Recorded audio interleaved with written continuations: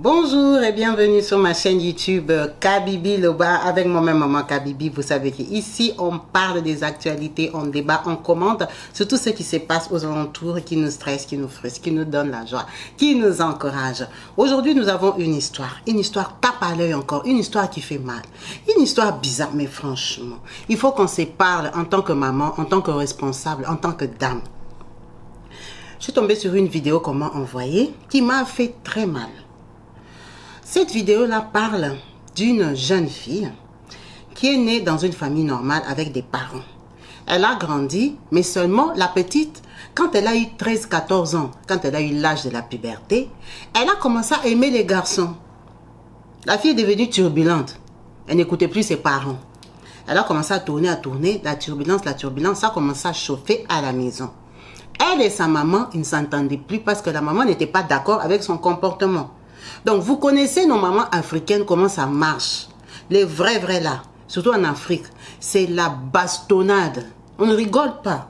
C'est pas beaucoup d'explications comme ici en France, on essaie de conseiller, de s'expliquer, de se convenir. Non. La bastonnade. Donc, la maman a commencé à tellement taper l'enfant que l'enfant a commencé à se rebeller, à se révolter. Elle a commencé à s'énerver de plus en plus. Ça veut dire que la relation de la maman et la fille allait de mal en pire. Elles ne s'entendaient plus. C'était ingérable. L'enfant est devenu, elle a fait ce qu'on appelle, elle s'est déchaînée. C'est devenu bras de fer avec sa mère. Dans le déchaînement là, la petite là, elle avait 17 ans quand elle est tombée enceinte. Alors quand elle est tombée enceinte même, la maman dit donc, toi tu veux m'affronter, me montrer que c'est toi la maman, moi je suis l'enfant. Tu veux me commander dans cette maison, je veux t'apprendre les règles. Comme tu crois que tu es grande là, cet enfant là, tu ne vas pas l'accoucher ici.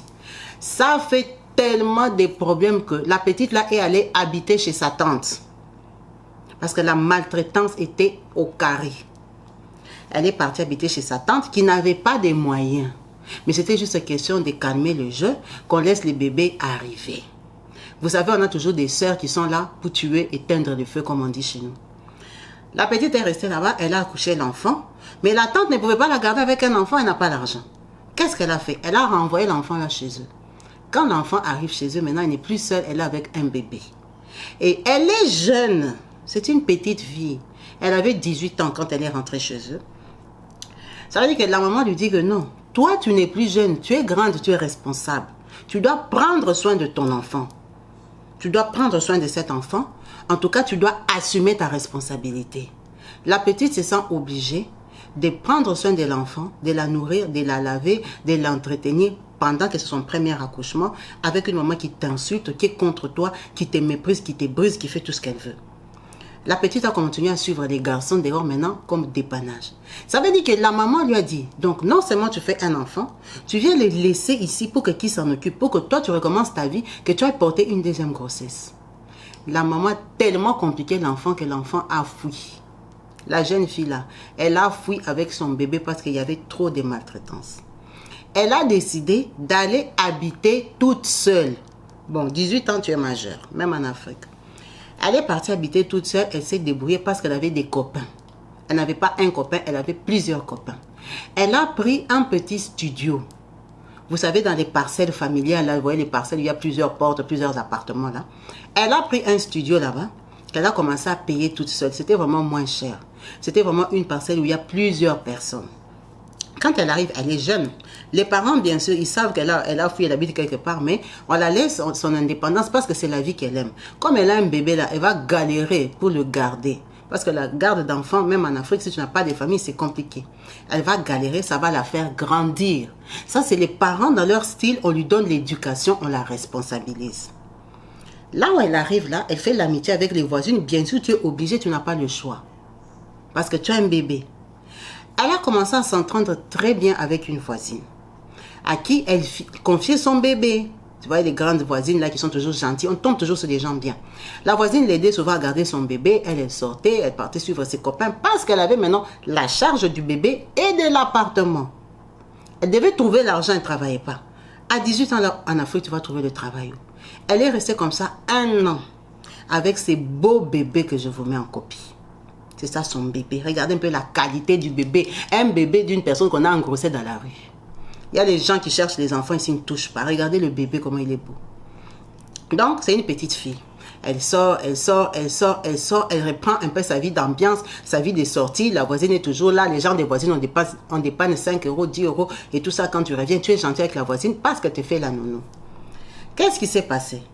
Elle a voulu sortir un soir, un week-end, avec son chéri qui l'a dépanné.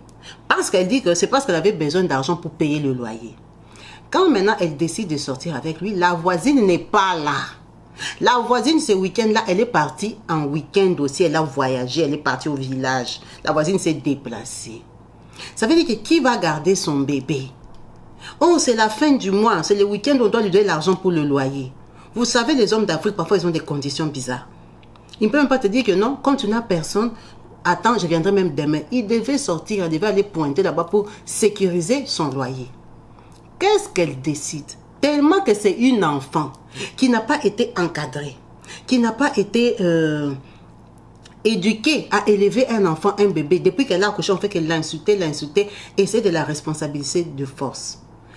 Dans son bavardage avec ses copines, ils lui ont déjà dit que, vous voyez le médicament Tramadol, je ne sais pas si tout le monde a déjà vu le Tramadol. Normalement, c'est contre la douleur, mais c'est un médicament somnolent. Ça te fait dormir.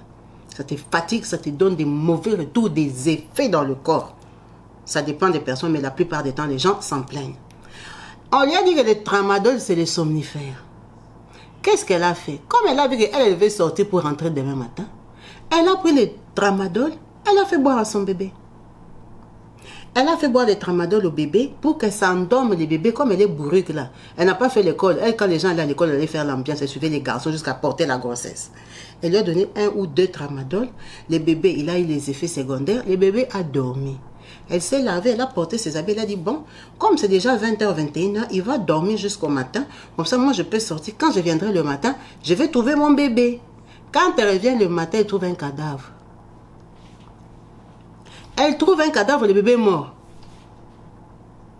Le Tramadol a tué les bébés.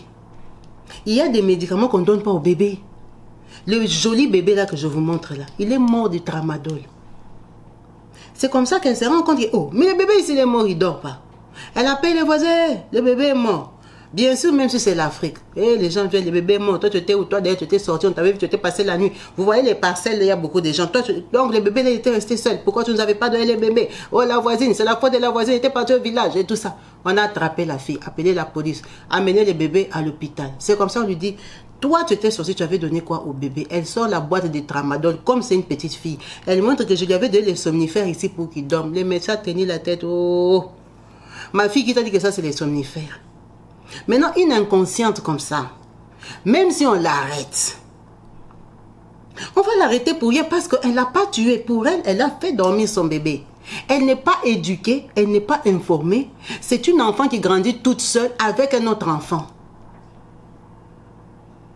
C'est ça. C'est pas un crime. Elle ne voulait pas le tuer, elle voulait juste qu'il dorme. Mais seulement, elle ne sait peut-être pas lire. Elle ne s'est pas donné la peine de lire. On lui a dit que ça fait dormir. Vous savez que nous, on se donne les médicaments de bouche à oreille. Moi, parfois, je fais des vidéos, je vois les gens viennent écrire à quelqu'un, qu'elle boive là et tout ça, ça va se soigner les pieds, qu'elle fasse comme ça. C'est des traitements que les gens se disent de bouche à oreille. En Afrique, on fonctionne comme ça. On se prescrit les médicaments toute seule. On décide que non, comme j'ai mal là, c'est l'appendicite. Tu n'as pas fait l'examen, tu n'as pas fait la radio, tu n'as rien décidé. Toi, tu dis seulement c'est l'appendicite.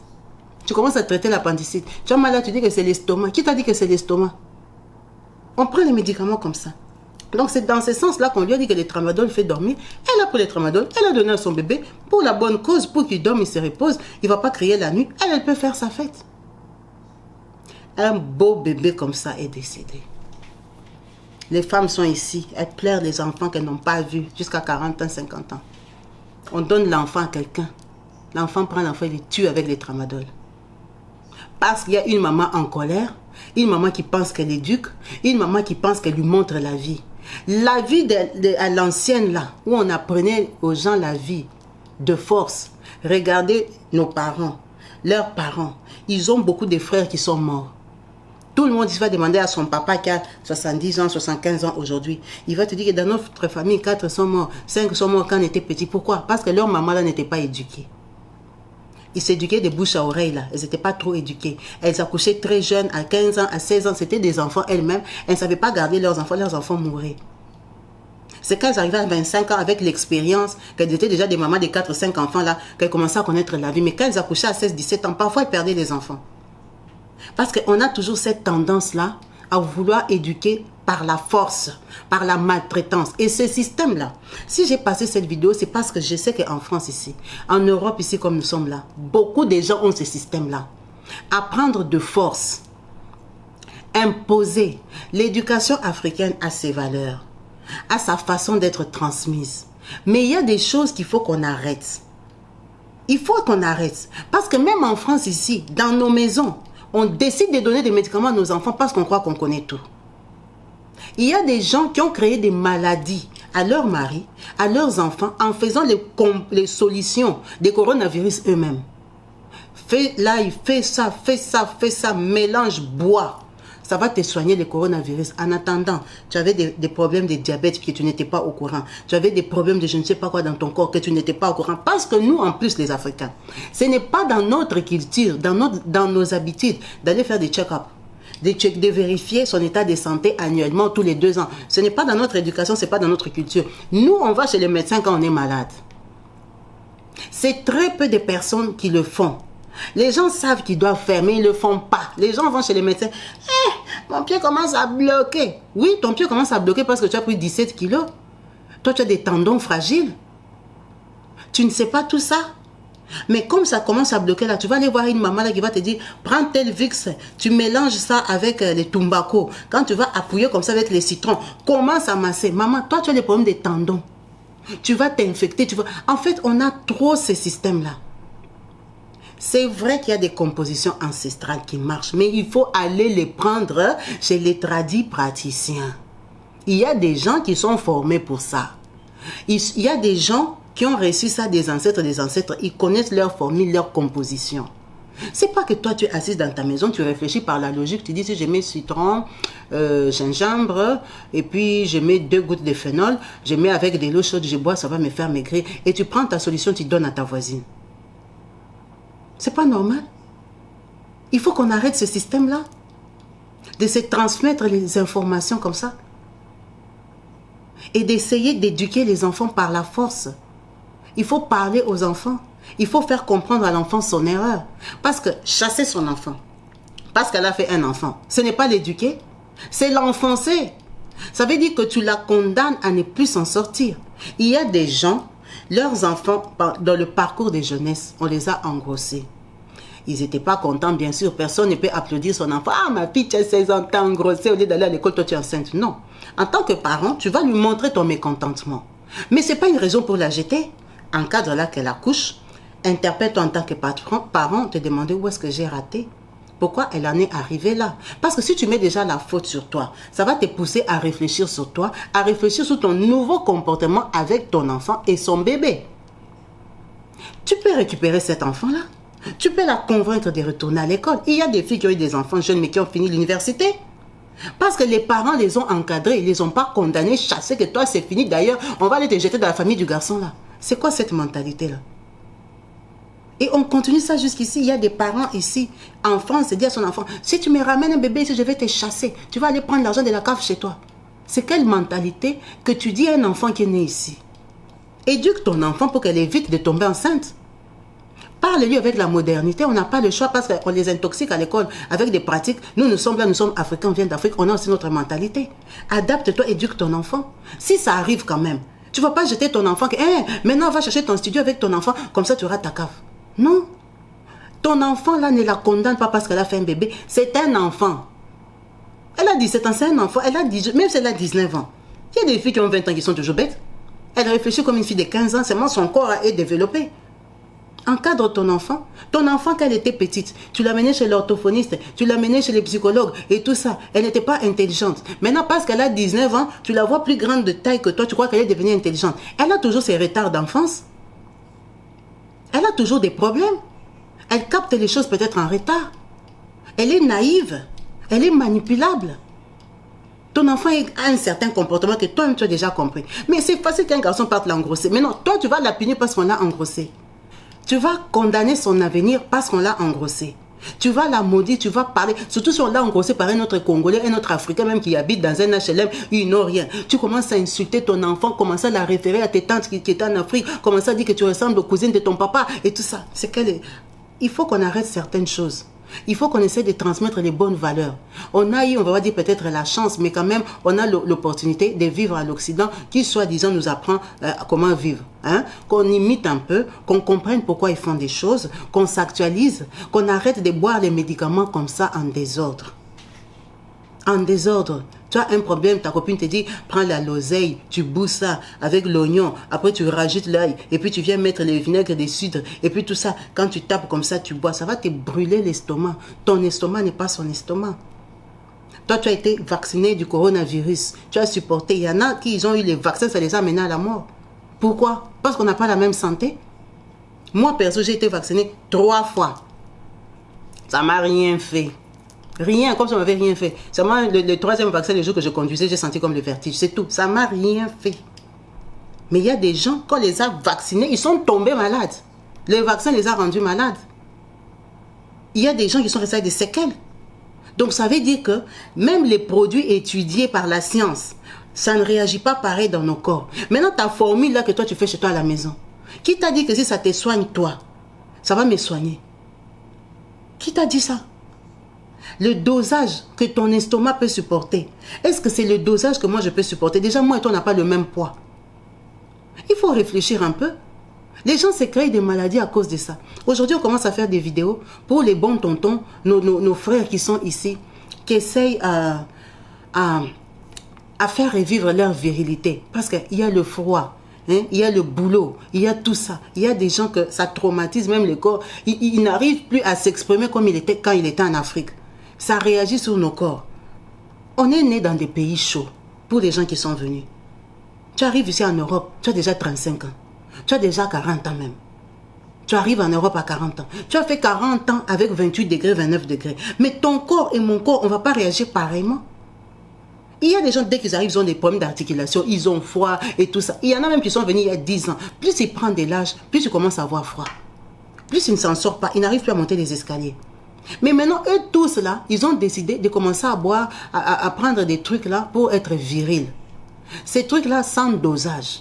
Vous allez chez une bonne femme qui n'est pas praticienne, mais qui est vendeuse.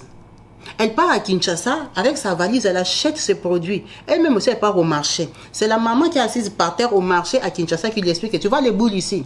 S'il boit ça, c'est coup direct. Il faut lui dire hein, de mettre 3 à 4 boules dans son verre de bière. Quand il boit ça comme ça, 30 minutes après, il doit t'attraper.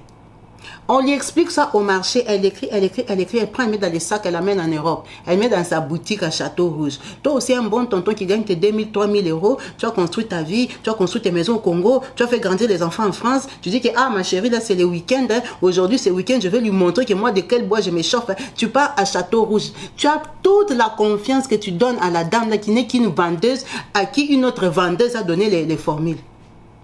Elle te dit, papa, tu vois toi comme tu es là devant moi. Qu'est-ce que tu viens de m'expliquer? Donc toi, c'est 1 fois par semaine. Laisse tomber mon frère. Je vais te donner les dosages. Elle sort les mêmes boules qu'on lui avait dit, tu mets 4. Elle te dit, tu vois les 4 boules ici. Tu mets ça à midi. Comme toi, tu as dit, c'est 1 fois par semaine que tu fonctionnes. Tu mets à midi, tu bois. À 18h là, avant d'attaquer, tu mets encore 4 pour que ça agisse doublement. Elle t'augmente les dosages. Parce que toi, tu lui as expliqué tous tes malheurs. Mais toi, tous tes malheurs, c'est par rapport au climat, par rapport à ton âge, par rapport au travail que tu fais, les positions que tu prends au travail. Non, au lieu d'aller voir un kiné, au lieu d'aller chez un médecin, on te prescrit des médicaments pour qu'on te masse. On te donne un traitement pour apaiser tes muscles, pour te relaxer. On peut même te prescrire des aqua gym. On peut te dire, va faire le vélo dans l'eau, et va te faire masser, va chez la kiné, va comme ça pour t'aider. Non, toi tu pars chez la dame qui était partie au marché Gambela. Hein? Qui a une autre dame assise par terre. Elle était partie acheter ça au pont Gabila quand le camion était venu du Bas-Congo. Ou quand le camion était venu, je ne sais pas, du Bandundu. Elle a acheté ça en quantité comme ça. C'est venu jusqu'en Europe. Toi, tu prends ça, tu bois. Quand tu termines, tu bois la bière. La bière, déjà, c'est de l'alcool. Ça a des effets. Quelqu'un qui boit la bière et quelqu'un qui a bu de l'eau, ils ne sont pas pareils. Leur corps, la circulation des sangs, c'est plus pareil. C'est plus pareil. Déjà, tu bois ça avec de l'alcool. Pourquoi ces trucs-là, on ne boit jamais avec de l'eau? Tu bois ça avec de l'alcool, ça t'augmente la pression. Tu as déjà 48 ans, même si tu as 39 ans. Tu bois ça, tu dis qu'aujourd'hui, elle va me sentir. Oui, tu peux arriver comme tous tes nerfs sont tendus. Toi, tu crois que c'est seulement ton corps là. Non, c'est tout qui est debout. Maintenant, les cœurs, tous les muscles sont au taquet. Tout. Tu prends l'habitude de faire souffrir ton corps comme ça. Tu prends l'habitude. Et comme ça ne t'a rien fait sur le coup, tu te dis quoi? Ça marche, c'est un bon produit. Mais qu'est-ce que tu es en train d'attaquer dans ton corps? Quand tu as bu ça samedi, non? Ça passe. Maintenant, mercredi, quand tu pars au travail, j'ai un malaise, je ne me sens pas bien. Tu vas maintenant chez le vrai médecin en France. Le médecin là, il ne connaît pas les produits que toi tu bois les week-ends. Hein? Il n'est pas au courant des effets que ça te fait dans ton corps. Qu'est-ce qu'il fait? Il te traite comme une personne normale. Il va te demander, monsieur, vous buvez de l'alcool? Tu dis, ouais, une bière le week-end. Hein? Tous les soirs, je peux boire un verre de vin. Et puis le week-end, je peux boire 2-3 bières. C'est ça que toi, tu dis au médecin. Mais tu ne dis pas au médecin que dans mon verre de bière, là, je mets Kibiolongo, je mets les Matakita, je mets Kanga Mama, je fais monte à la lune, monte au ciel et tout ça. Tu ne lui dis pas que tu mets plein de bâtons, de poussières qui viennent d'Afrique. Tu ne lui dis pas. Lui, il croit que tu bois Heineken. Il sait que la lèvre a été fabriquée, je ne sais pas, en Belgique ou quoi. C'est ce que lui, il croit. Donc, qu'est-ce qu'il fait le médecin? Il te regarde avec les yeux verts. Il commence à écrire tramadol. Il t'écrit je ne sais pas quoi. Il te prescrit. Il te dit pour votre douleur, vous pouvez appliquer cette crème. Et puis quand vous sentez que la douleur, que les pieds veulent bloquer là, vous buvez ça, ça va vous relaxer. Toi maintenant, comme tu es un Congolais et que tu es habitué à l'automédication, tu te dis, il m'a donné des produits de douleur. Donc toi, comme tu connais beaucoup, dans ta tête, tu décides que les produits qu'on t'a donnés là, comme c'est pour la douleur, c'est l'équivalent du Doliprane. Comme nous on connaît tout. C'est l'équivalent du Doliprane, c'est juste pour la douleur, mais c'est seulement un peu fort. Donc pour toi, les Doliprane, comme ça se boit, tu peux boire aussi la bière après. Tu fais quoi? Tu bois ça. Le soir, tu fais quoi? Tu mets ta poudre dans ta bière, tu bois. Après, quand tu vas faire l'arrêt cardiaque, tu vas attraper ton oncle sorcier en Afrique. Automédication. Tu vas l'attraper sorcier. On m'a envoûté parce que j'ai acheté une maison. D'ailleurs, ma femme avait rêvé que mon père s'était envolé jusqu'en France. Il est venu tomber dans ma maison. Tu as oublié que toi, tu es en train de t'empoisonner. Tu as oublié tout ce que toi, tu fais. Quand tu pars chez la maman, là, tu dis, ça avait marché, c'était bon. Elle te dit, mon frère, j'ai même oublié de te dire, tu sais, j'ai aussi ça là. Ça là, même c'est. Même en semaine, si tu veux te réveiller en semaine. Tu vois, comme ça là, tu prends les week-ends. Donc, tu bois les tramadol, tu termines, tu bois les soirs, tu prends les mêmes verres. On t'a dit que les tramadol là, comme tu avais bu ça le matin, donc les effets sont finis. Les tramadol de ton corps, c'est fini, ils n'ont plus de rendez-vous. On t'a dit que tout est parti de ton corps. Donc, tu as les produits des blancs dans ton corps.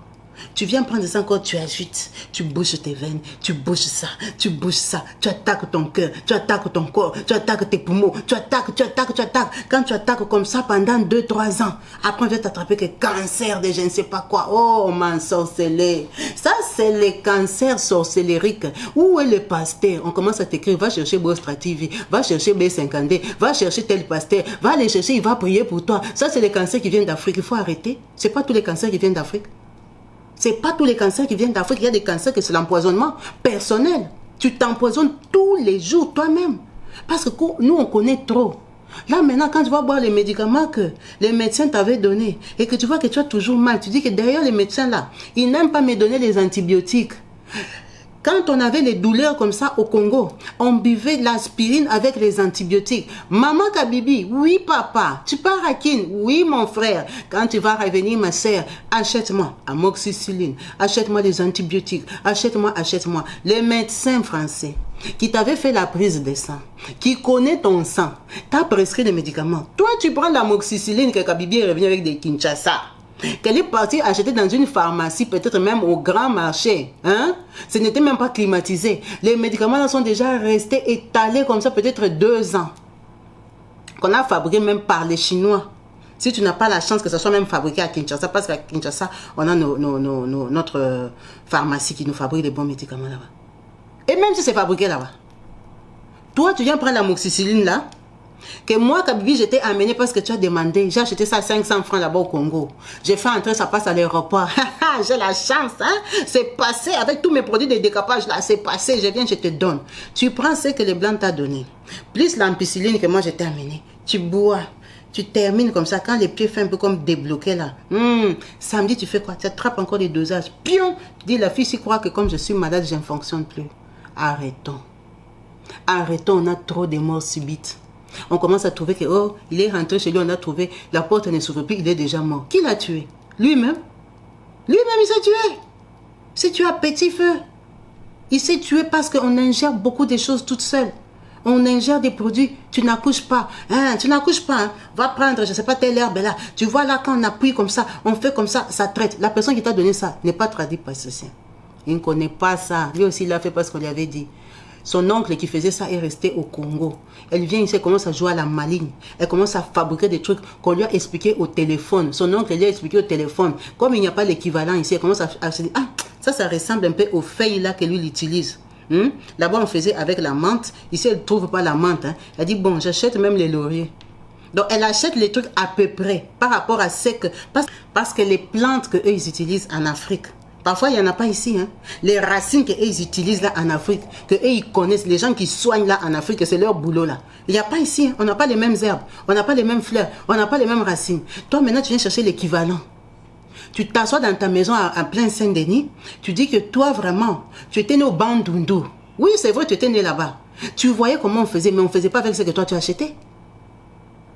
On ne faisait pas avec ce que toi, tu as acheté. Tu prends, tu fabriques, tu macères ça. Ça donne presque la même odeur. Parce qu'il y a les rappels des ingrédients. Tu prends ça, tu vends à quelqu'un une bouteille de coca. Ma soeur, tu n'accouches pas. Viens, je vais te montrer. Bois ça. Tu peux lui détruire encore toutes les trompes. Elle va partir là-bas. Elle va sortir des choses de son corps. Elle se dit, ouais, la sœur ici m'a lavé, nettoyé le ventre. Alors qu'elle s'est infectée encore. Donc, quand les docteurs là viennent faire encore, ils disent, mais le ventre aussi même encore changé de position. Comment? Les blancs ne comprennent pas. Ils prennent les livres. Comment ça lit? Mais comment les noirs, leur position de santé, ça change tous les jours. Elle était venue ici il y a 3 mois, on lui a fait les examens. Mais maintenant, on voit quoi? Il y a encore des infections. On voit. Oh, mais il ne comprend pas. Toi, tu es parti faire lavement. Ou j'étais parti en Afrique, on m'a purgé. On t'a purgé avec quoi? Si tout se soigne comme ça, pourquoi quand on est malade, on ne part pas en Afrique? Si tout se soigne comme on pense là, pourquoi quand les gens sont malades en Afrique, ils prennent l'avion pour venir se faire soigner en Europe? Pourquoi les politiciens qui ont l'argent, les hommes d'affaires qui sont riches, qui peuvent prendre 15 tradipraticiens, mettre là dans leur parcelle, fabriquer les médicaments pour moi pour que je guérisse? Pourquoi ils ne le font pas? Pourquoi? Parce que ces gens-là même qui fabriquent tout ça, ils ne demandent pas beaucoup. Hein. Les vrais là, ils ne demandent pas beaucoup d'argent. Hein. C'est comme les 5 euros, les 10 euros, comme ça, on te donne des trucs, va boire, va te laver, va tout ça. Un coup, ça marche, je sais pas, j'ai les boutons, j'ai les mycoses, j'ai les zonas. On te dit, frotte ça, ça marche, ça s'atténue, ça pèse les douleurs. C'est vrai, il y a beaucoup de choses qui marchent. Mais il y en a aussi qui ne marchent pas. Parce qu'on n'a pas les mêmes santé. Ça marchait chez toi, ça n'a pas marché chez moi. Parce que moi et toi, on n'a pas la même épiderme. On n'a pas la même peau. On ne réagit pas pareil. La preuve, regardez même les gens qui se décapent. Les gens qui se décapent, ils mettent le même produit, mais ça ne va pas réagir pareil. Ça ne va pas réagir pareil. On achète la même solution. On tape, on commence lundi jusqu'à dimanche. La façon que moi je vais éclaircir, ce n'est pas la façon que toi tu vas éclaircir. Toi, peut-être ça te fait le visage, seulement ça laisse les mains. Moi, ça me fait partout. Hein? Ou ça me fait, quand ça me fait partout là, dans 2 mois, j'ai le cancer. Toi, dans 9 mois, tu es encore bien. On voit ça, non? Il y a des gens qui se décapent depuis qu'ils sont petits, ils n'ont pas de cachet. Il y a des gens qui sont décapés seulement 2 ans, tu ne les reconnais plus. Ça veut dire que ça ne marche pas pareil. Si les riches quittent l'Afrique pour venir suivre les cliniques ici, comme ils ont volé tout l'argent, ils ne veulent pas construire les cliniques en Afrique là. Ils préfèrent venir se faire soigner en Afrique du Sud, en Inde. Aujourd'hui même en Inde, ils partent au Maroc. Partout, ils partent. Mais à dire que le Maroc, c'est en Afrique. Ils partent au Maroc, ils partent faire des check-up au Maroc. Pendant qu'il y a des médecins au Congo qui ont étudié, mais ils n'ont pas de machines. Ils vont faire check-up au Maroc. J'étais au Maroc, mais je suis allé me faire contrôler le corps, la santé. Mais mon frère, je te dis, c'est qu'on a découvert dans mon corps. Mais c'est lui qui est riche, qui vole l'argent du pays. Il va faire des check-up avec sa femme au Maroc. Pourquoi ils n'appellent pas les praticiens? Quand on leur donne les résultats, ils viennent, ils disent, regarde, le docteur là, il a dit que mon taux, l'hémoglobine, il a fait ça et tout ça. Fabrique pour moi l'eau. Pourquoi ils ne font pas ça? Parce que ça n'a pas de dosage. Parce que c'est à peu près. C'est ancestral. À l'époque, il n'y avait pas les médicaments. C'est pour ça même la preuve est que à l'époque aussi, ils mouraient beaucoup. Ils mouraient jeunes. Ils mouraient. Ils transformaient tout en sorcellerie, mais ils mouraient à cause des traitements qu'ils prenaient. Ce n'est pas tout le monde qui peut faire les traitements. Les traitements africains existent, c'est vrai, mais ça ne marche pas sur tout le monde. Donc arrêtons de transmettre ça à nos enfants. Arrêtons de s'intoxiquer. Soit tu fais confiance à la médecine, soit tu ne fais pas confiance. Il y a des gens dans leur vie, ils ne prennent pas des médicaments. Les médicaments là comme les Doliprane, ils ne prennent pas. Ils ne prennent pas, c'est tout. Dès qu'il a mal, il sait ce qu'il va faire. J'ai la toux, je fais citron miel, j'ai comme ci, je fais comme ci. Il y a des gens qui vivent comme ça. Tu ne fais pas les choses à moitié. Un coup, tu crois. Si tu as besoin de stimulation, va voir ton médecin, tu parles avec lui. Moi, j'ai des problèmes, tout ça. On va te donner des Viagra, on va te donner des traitements, on va te faire des exercices. Ils vont te traiter. Donc, les blancs, là, eux, vraiment, ils n'ont pas de traitement. Donc, c'est eux qui ne sont pas hommes. Les mêmes problèmes qu'on a, c'est les mêmes problèmes que les blancs ont. Donc, il faut qu'à un moment, on arrête l'automédication.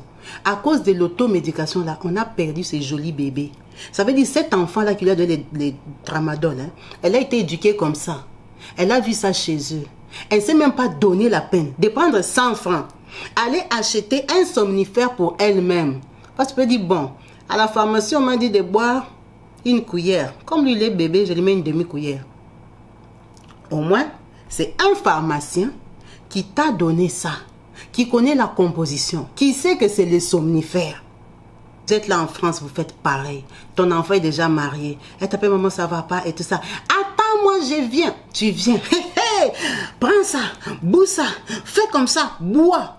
Et tu donnes quoi à ton enfant? Ton enfant, hier, il était chez les gynécologues. Hier, il était chez le médecin. Au lieu de donner les traitements, toi, tu viens avec ta connaissance du Congo là-bas. Tu attrapes ça, tu attrapes ça, tu attrapes ça, tu boues. Un coup, ça marche, un coup, ça ne marche pas. Mais il faut savoir aussi que quand tu donnes à quelqu'un des choses comme ça, il faut lui écrire sur les papiers ta composition. Comme ça, si ça le complique, hein, quand il va aller à l'hôpital, il va dire que j'avais bu tout ça. J'avais bu tout ça, ma mère m'avait donné tout ça. Nous sommes là, on sait très bien qu'on fait ça. On a vu les vidéos sur YouTube ici. Pour le coronavirus, mettez ça, bouillissez ça, comme si, tu bois le matin, tu bois comme si, bois les pipis. Jusque les sorciers aussi sont venus s'asseoir. Buvez les pipis, buvez. Les gens prenaient leur pipi, pire. Automédication. On aime ça parce qu'on connaît tout. On connaît tout et rien. On connaît tout. On se tue, on se suicide nous-mêmes. Après, on va attraper les sorciers. On va attraper les familles sorcières. On va commencer à les déranger, les pasteurs. Appeler les pasteurs la nuit. Pasteur, quand c'est moi, j'ai mis ma photo. Il a vu ma photo sur Facebook. Les messages qu'il a compris là. Pasteur, j'ai vu seulement que c'est lui qui m'attaque. Je ne dors plus. J'ai eu ulcère des fois. J'ai je ne sais pas mal où. Mon estomac avait éclaté. Ton estomac avait éclaté parce que quelqu'un a regardé ta photo. Menteuse. Il a regardé ta photo. Il a écrit un mauvais commentaire parce qu'il t'envie, il est jaloux, il ne t'aime pas. Mais il n'est pas venu t'ensorceler. Toi, tu es malade parce que tu fais tes solutions dans la maison. Tu bois les choses. Les gens, ils vont chez les gynécologues. Ils font des traitements, mais ils appellent leur maman au village. On leur envoie des trucs. Hein. On leur envoie des trucs. Ma mère m'avait dit que je m'assieds sous les bassins. Je fais entrer ça dans l'eau. Je fais comme si que je vais dormir. Je mets ça dedans. Elle boit les traitements des blancs. Elle fait des trucs de sa maman. Elle va guérir comment? Elle va accoucher comment? Après, tu vas accoucher l'enfant. Oh, l'enfant, la jaunisse. L'enfant, les yeux, on fait comme si. C'est parce que tu prends d'autres traitements. On ne maîtrise pas ton corps. On ne te suit pas. Les gens abîment les têtes de leurs enfants comme ça. Merci d'avoir suivi cette vidéo. Sur ce, bonne soirée chez vous. Peace and love. Bye.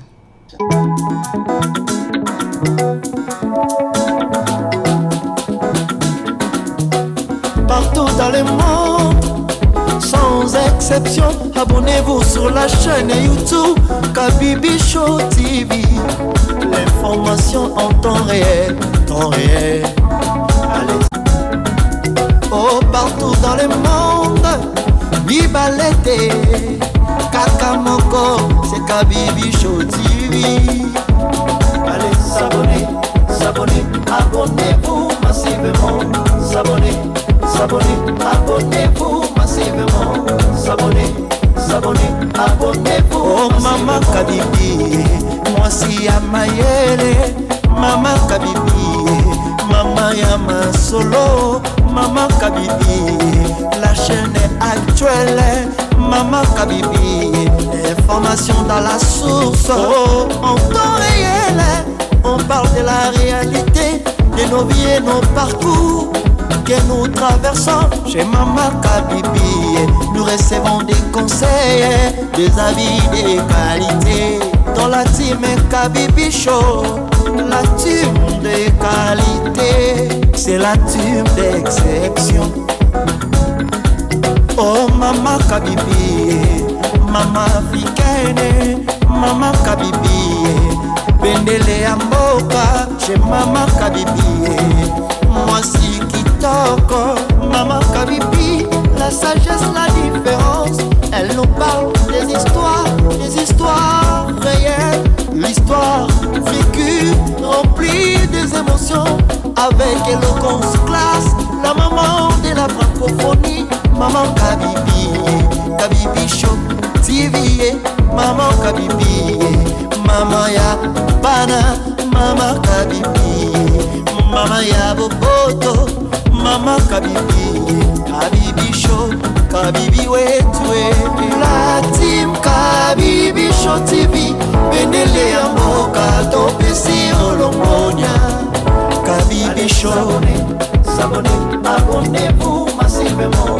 S'abonnez, abonnez-vous massivement. S'abonnez, abonnez-vous massivement. Topanza sango ya Kabibi Show TV. Toyoki na matoi tomoni na miso tondimi. Tobeteli yoma oko la team Kabibi Show. Kabibi Show, Kabibi Show. S'abonnez, abonnez-vous massivement. S'abonnez, abonnez-vous massivement. S'abonnez, abonnez-vous massivement.